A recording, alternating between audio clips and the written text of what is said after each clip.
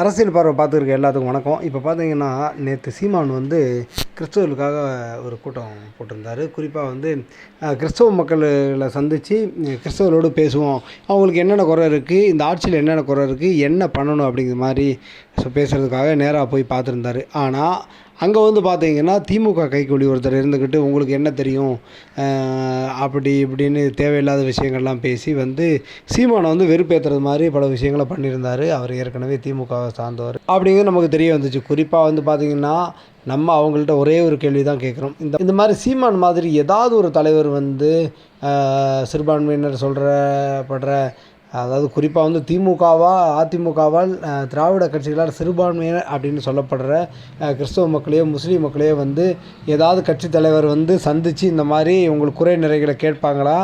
அதோடையும் அந்த மாதிரி உதயநிதி ஸ்டாலினோ எடப்பாடியோ சந்தித்து பேசினா நீங்கள் இந்த மாதிரி எந்திரிச்சு துணிவாக அவங்களால அந்த மாதிரி கேள்விகளை கேட்ட முடியுமா அப்படிங்கிறது ரொம்ப முக்கியமான விஷயம். அப்படி கேட்குறதுக்கு உங்களுக்கு அந்த திராணி இருக்குமா? நேராக இருந்தால் கையை கட்டிக்கிட்டு ஊழக்கும்பிடு போட்டுக்கிட்டு உட்காந்துக்கிட்டு ஐயா தலைவான்னு சொல்லிக்கிட்டு இருப்பீங்க.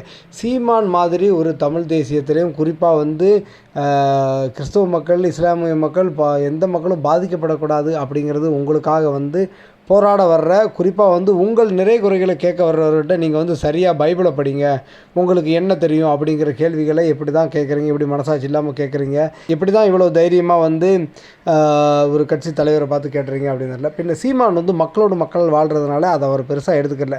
இருந்தாலும் இந்த மாதிரி ஒரு கட்சியில் அதிமுக கிட்டேயோ திமுக கிட்டேயோ ஒன்றும் வேண்டாம்.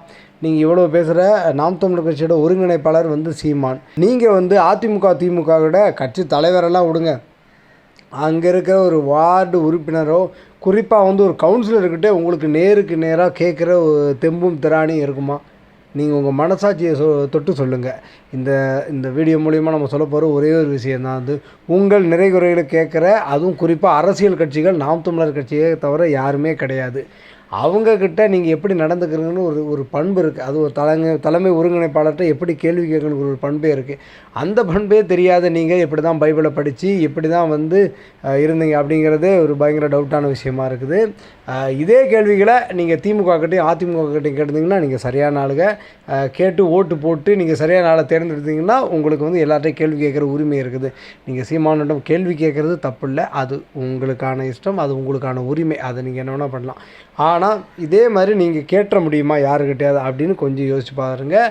குறிப்பாக கிறிஸ்தவ மக்களுக்கும் இஸ்லாமிய மக்களுக்கும் பாதிக்கப்பட்ட மக்களுக்கும் நிற்கிற ஒரே தலைவன் அண்ணன் சீமான் மட்டும்தான். அதை நீங்கள் உணர்வீங்கன்னு நம்புகிறேன் நான்.